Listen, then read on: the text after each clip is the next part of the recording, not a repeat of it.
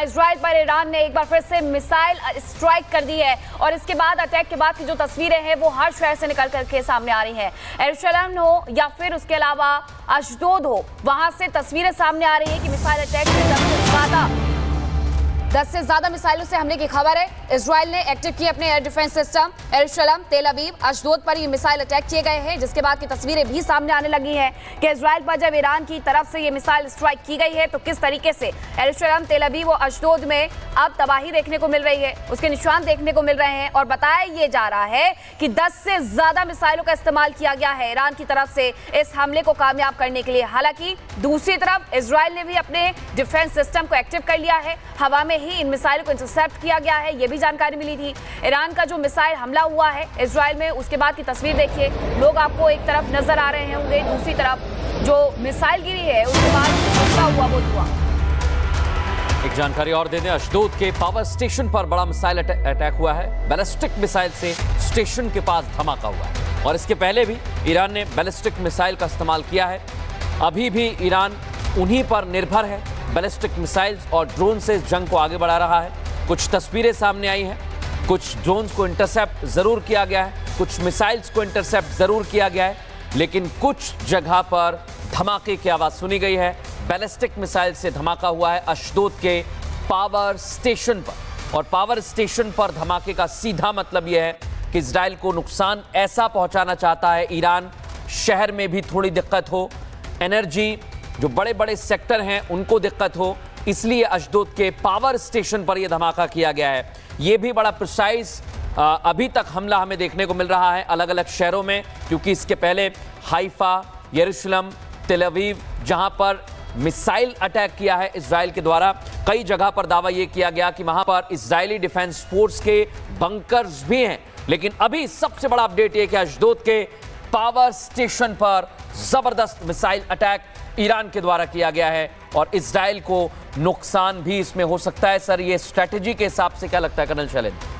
देखिए, ये कोई शक नहीं है कि अब जो लड़ाई है ना वो ये तस्वीर आ रही है सामने। जी, मैं वही बता रहा हूँ कि जो अब लड़ाई है ना, एक दूसरे के ऊपर इकोनॉमिक बर्डन कितना डाल सकते हो, इकोनॉमिकली उसका कितना डिस्ट्रक्शन कर सकते हो, इंफ्रास्ट्रक्चर का कितना डिस्ट्रक्शन कर सकते हो। अगर आप किसी भी पावर स्टेशन को डाउन करते हैं, उसका सीधा सीधा मतलब है हजारों करोड़ रुपए का वो पावर स्टेशन गया, पहली बात। दूसरी बात, एक साइकोलॉजिकल पार्ट आ गई कि वहां की पूरे एरिया की बत्ती गुल हो गई, वो भी एक अपने आप में बड़ा स्ट्रैटेजिक रीजन है। और आप इसमें ये जो बैलिस्टिक मिसाइल्स आप इस्तेमाल कर रहे हो, ये आप इसीलिए कर रहे हो क्योंकि आपको पता है या तो स्पीड या स्टेल्थ, ये दो चीजें आपकी एयर डिफेंस सिस्टम को बीट कर पाती है। 2 से 3 मैक की स्पीड है उसमें, मतलब 2 to 3 times the speed of light जो अपने आप है उस स्पीड पर वो जा रही है। अपने आप उसमें स्टेल्थ टेक्नोलॉजी इंक्लूडेड है कि चलो अगर हमने 30 रॉकेट भेजे इजराइल की तरफ और उसमें ये 2 इस तरह के डाल दिए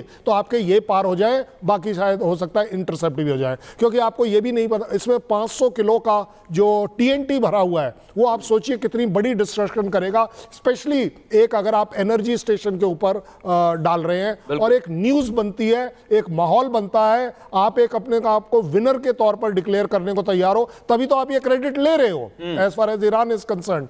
सो ओवरऑल देखें तो इसमें कोई शक नहीं है। मेजर तूर भी हमारे साथ आ गए जी, आप कंप्लीट करें। मैं तूर सर आपसे एक कमेंट लेना चाह रहा हूं, उससे पहले एक बड़ी जानकारी आ रही है हमारे पास। उत्तरी इजराइल में ईरान ने बैलिस्टिक मिसाइल दागी।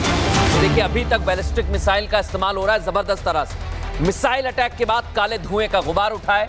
आप देखिए, हर जगह पर कोशिश यही है ईरान की, वो ड्रोन से अटैक करे, वो मिसाइल से अटैक करे, और उसकी तस्वीर हम आपको दिखा रहे हैं। इसके पहले हमने अशदोद की तस्वीर दिखाई और अब ये तस्वीर आ रही है उत्तरी इजराइल से, जहां बैलिस्टिक मिसाइल से हमला हुआ है। वाह,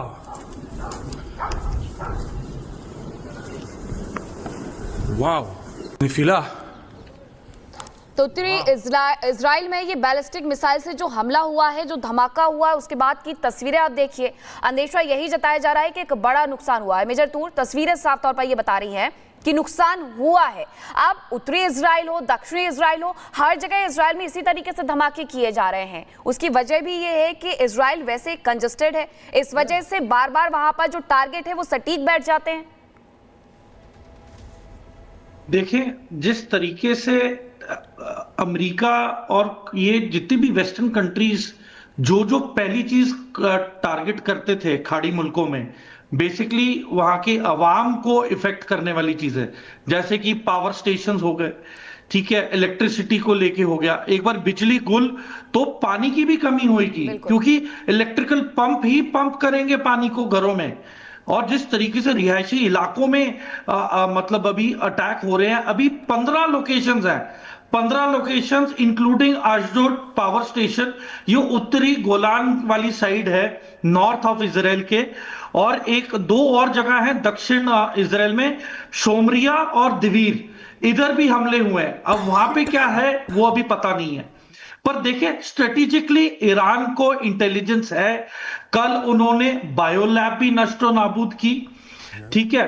तो आने वाले समय में जो जो इकोनॉमिकल एसेट्स इनके बर्बाद कर रहे हैं, स्टॉक एक्सचेंज बर्बाद हो चुका है, इनकी बैंकिंग सेक्टर की बिल्डिंग बर्बाद हो चुकी है। तो देखिए अब मेन मोटिव है ईरान का कि इनकी आर्थिक इंफ्रास्ट्रक्चर, इकोनॉमिकल इंफ्रास्ट्रक्चर को क्रिपल किया जाए। हाइफा क्यूब आपका टारगेट बना हुआ है एक हफ्ते से, क्योंकि हाइफा पे उसकी पूरी फंक्शनिंग को ठप कर दिया है। और अब जिस तरीके से स्ट्रेट ऑफ हॉर्मुज को भी बंद कर दिया है, तो बेसिकली दाना पानी सब कुछ बंद हो रहा है। और ये अटैक्स की जो इंटेंसिटी है, ये तो भी दिन में हमले हुए हैं। और इनके पास एक मिसाइल जो उभर के आई है वो है खैबर शिकन मिसाइल, वो मीडियम रेंज बैलिस्टिक मिसाइल है। उसका जो प्रोपेलेंट है सॉलिड प्रोपेलेंट, जो कोई ट्रेस नहीं छोड़ता हवा में, और उसके पास ऐसी टेक्निक है, it is called triconic manoeuvrability warhead.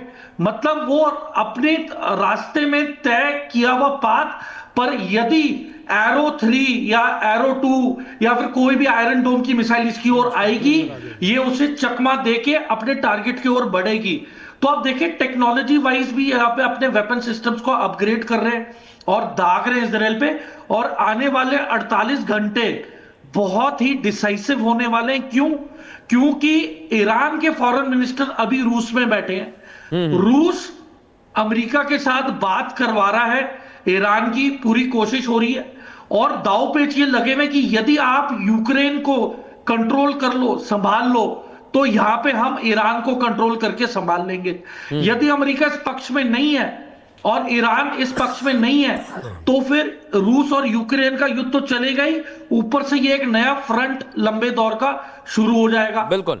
और यहां पे चाइनीज वेपन इंडस्ट्री को फायदा हो रहा है, क्योंकि जिस तरीके से 3 या 4 चाइनीज मिलिट्री एयरक्राफ्ट ने आके अपने वेपन्स अनलोड किए हैं, सर्फेस टू एयर मिसाइल्स, वो फायदा उठाने वाला है ईरान। बिल्कुल सर। आप फिर तीसरा इंटेलिजेंस इनपुट ये आई है कि जो मेक्सिको के बॉर्डर के जरिए जी सर्फेस टू एयर मिसाइल के मैन पैड्स स्मगल किए गए हैं यूएस के अंदर, और अभी तक वो ट्रैक नहीं कर सके हैं। जो बंदे लेके आए थे, सिर्फ पहला कोरियर उसे इन्होंने अब पकड़ा है, वो भी 2-3 महीने बाद। ये जो पूरी स्ट्रेटेजी आप समझा रहे हैं रूस से लेकर चाइना तक की, इस पर मैं फिर आ रहा हूं, लेकिन इस बीच कुछ तस्वीरें हमारे सामने आ रही हैं। इसको फुल फ्रेम दिखा दीजिए तस्वीर को। अशदोद ईरान पर कैसे बड़ा मिसाइल अटैक हुआ है, ये हम आपको दिखा रहे हैं। और जीडी बख्शी सर भी इस समय हमारे साथ जुड़े हुए हैं। मेजर तूर ने भी हमें यह बताया है कि कैसे अटैक्स किए जा रहे हैं, खैबर मिसाइल का भी इस्तेमाल कर रहा है ईरान, ये तस्वीर हम देख पा रहे हैं। और अब हम मेजर जनरल जीडी बख्शी का रुख करेंगे। अशदोद पर यह अटैक हुआ है, इसके बाद उत्तरी इजराइल में अटैक हुआ है, जहां पर पावर स्टेशन को निशाना बनाया गया है। बख्शी सर, आपको क्या लगता है, क्योंकि मिसाइल, जैसा हम शुरुआत में बात कर रहे थे, मिसाइल्स और ड्रोन तो लगातार हमला करते रहेंगे ईरान की तरफ से, लेकिन अब क्या लगता है कौन सा फ्रंट और खुलेगा इस बार? देखिए, जो धमकियां दे रहे हैं ईरान रिवॉल्यूशनरी गार्ड कोर के कमांडर्स, और जैसे मैंने बताया टॉप लीडर डिकैपेसिटेट हो गई है, डिसीजन मेकिंग आप IRGC के जो जूनियर कमांडर्स हैं उनके पास हाथ में जा रही है। ये बड़ा भारी खतरा है, क्योंकि ये लोग ज़्यादा रेडिकल हैं। जो सीनियर कमांडर्स थे उनमें थोड़ा ठहराव था, थोड़ा सा कम से कम प्रूडेंट थे, कॉशियस थे। यहाँ तो बिल्कुल अगर caution to the wind throw करके वो अमेरिका के साथ सीधा टकराव ले लें, ईरान का तो बहुत भारी नुकसान होगा। लेकिन रीजन, क्षेत्र का और दुनिया का भी अच्छा खासा नुकसान हो सकता है, क्योंकि अगर उन्होंने ऑयल को टारगेट करना शुरू किया, गल्फ ऑफ हॉर्मोज को डेस्परेशन में क्लोज कर दिया, तो साहब दुनिया को इकोनॉमिक तबाही का मंजर देखना होगा। ऑयल की प्राइस अभी भी वो कह रहे हैं $80 प्रति बैरल आ गई है, 100 तक जाने का अंदेशा है अगर कुछ भी खाड़ी में होता है हॉर्मूज में। तो ये तो देखिए दुनिया भर में इकोनॉमिक स्लो डाउन करेगा। ये दुनिया को गवारा होगा या नहीं, दुनिया भी को बीच में कूदना पड़ेगा कुछ ना कुछ ये लड़ाई बंद करने के लिए। क्या ईरान ठोकेगा अमेरिका को, अमेरिका के बेसिस को, अमेरिका के जहाज़ों को डायरेक्टली करेगा या हौती के थ्रू करवाएगा, ये देखने वाली बात है।